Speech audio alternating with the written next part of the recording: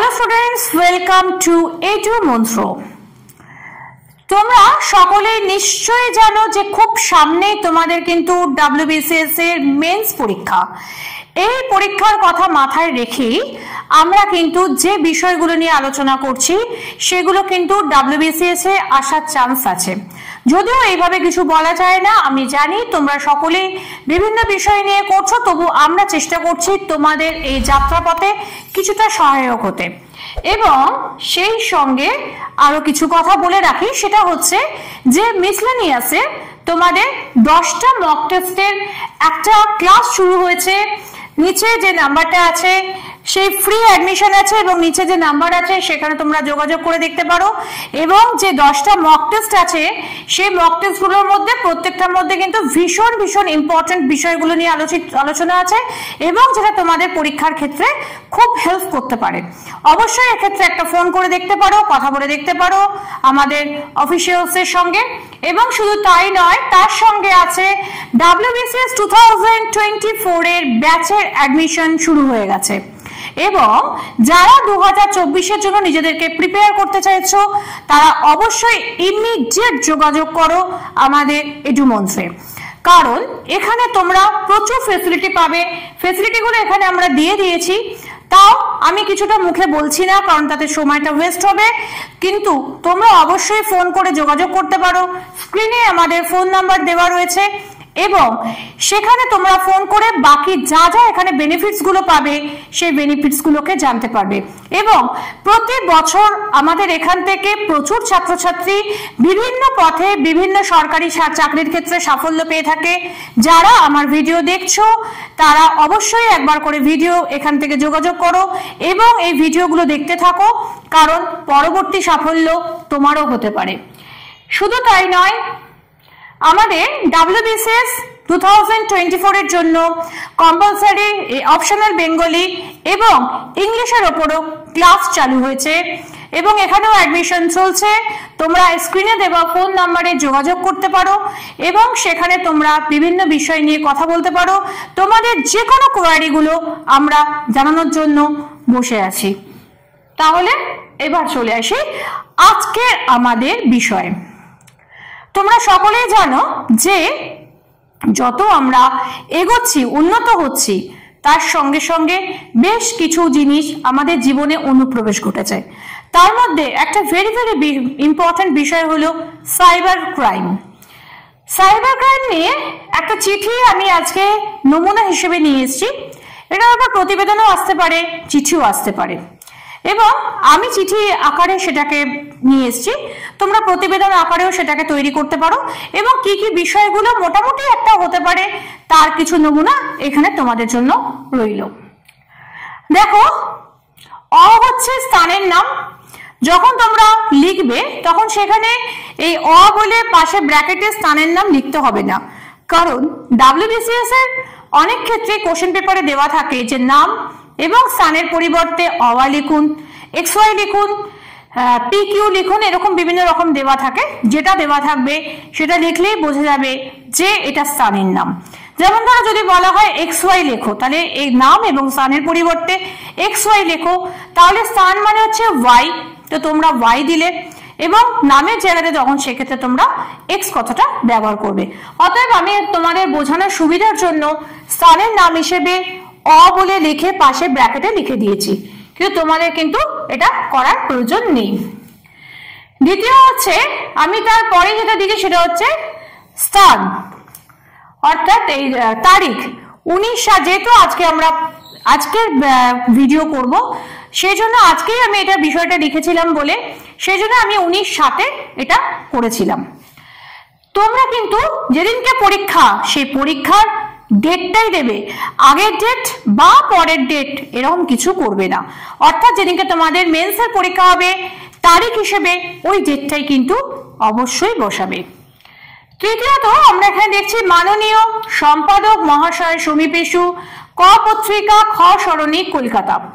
আচ্ছা, এখানে প্রত্যেকটার পরে মাননীয়র পরে সম্পাদক মহাশয় সমীপেশুর পরে ক পত্রিকা, খ সরণি এবং কলকাতা, এই প্রত্যেকটার পরে পরে কমা কমা যাবে এবং লাস্টে কলকাতার পরে দাঁড়ি দাঁড়া যাবে। বিষয় হচ্ছে সাইবার ক্রাইম একটি সামাজিক সমস্যা।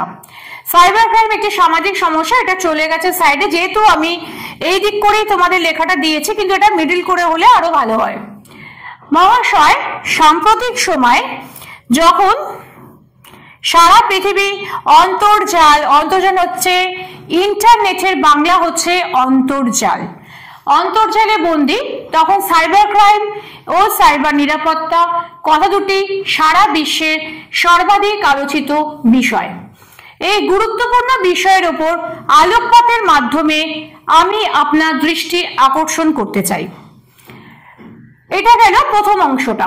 প্রথম অংশে কি করবে, যে বিষয় নিয়ে তুমি লিখতে চাইছো সেই বিষয়ের উপর একটা আলোকপাত করবে।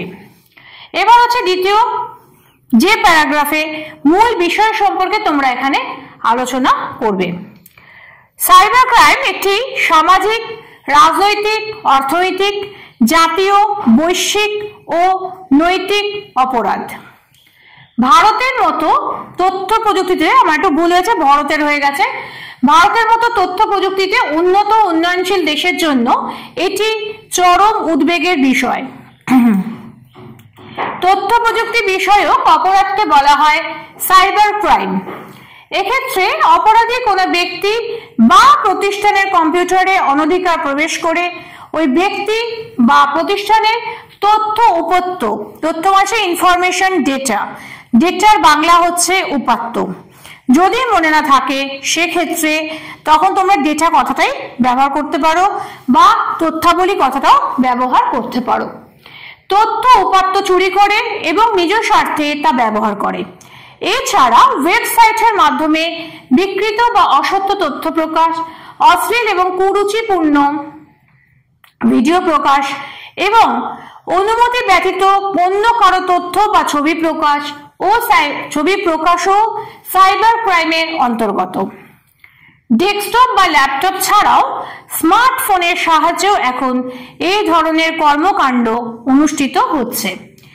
ভারত তথা উন্নয়নশীল দেশগুলিতে এই ধরনের অপরাধের হ্রাস টানা না হলে তা ভবিষ্যতে আরো ভয়ঙ্কর রূপ ধারণ করতে পারে। দেশের গুরুত্বপূর্ণ প্রতিষ্ঠানগুলিতে নজরদারি বাড়ানো প্রয়োজন। সাইবার ক্রাইমে ধৃত ব্যক্তি বা ব্যক্তিবর্গের যথোপযুক্ত শাস্তির ব্যবস্থা করা প্রয়োজন। অনলাইন বিপণনে আর্থিক নিশ্চিতকরণের প্রয়োজন আছে। শিক্ষার্থীদের এ বিষয়ে জ্ঞান বৃদ্ধি প্রয়োজন, মানে এক্ষুনি প্রয়োজন।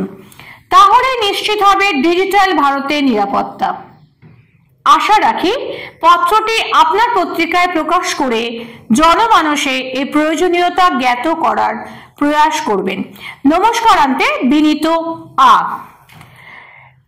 কোনো কোনো জায়গাতে আমি ধন্যবাদান্তে কথাটা ব্যবহার করি, কোনো কোনো জায়গাতে আমি কিন্তু এখানে নমস্কারান্তে কথাটা ব্যবহার করি।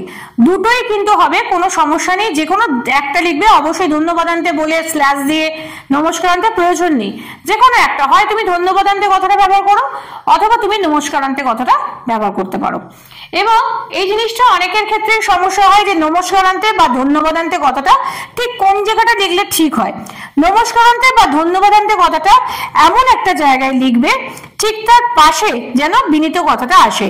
অনেকেই কি করো, নমস্কারান্তের ওপরে বিনীতর ওপরেই নমস্কারান্তে কথাটা ব্যবহার করে দাও, বা অনেকে একদম ধারে আশা রাখি জায়গাটা তার নিচটাতে, অর্থাৎ এই জায়গাটাতে